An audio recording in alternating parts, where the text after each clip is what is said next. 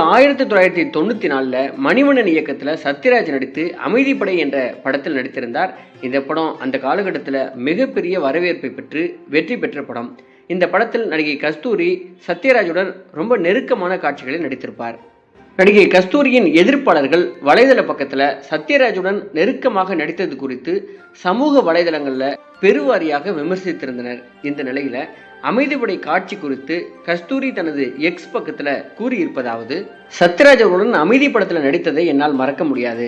அவரது அற்புதமான நடிப்பை திறமையை அருகிலிருந்து நான் பார்த்துள்ளேன். அவருடன் அறிவுபூர்வமான நகைச்சுவை நிறைந்த உரையாடல்கள் ஷூட்டிங்கின் போது இருந்தது. அந்த படத்துல நான் இடம்பெற்ற அனைத்து காட்சிகளையும் பெருமையாக கருதுகிறேன் அப்படின்னு கூறியிருக்கிறார். இதே விவகாரத்துல இன்னொருவருக்கு ரிப்ளை பண்ண கஸ்தூரி, சத்யராஜ் ஒரு ஜென்டில்மேன். படப்பிடிப்பு தளத்துல அவர் என்னை பத்திரமாக பார்த்து கொண்டார். எந்த நிலையிலும் நான் அசௌகரியமாக உணரவில்லை.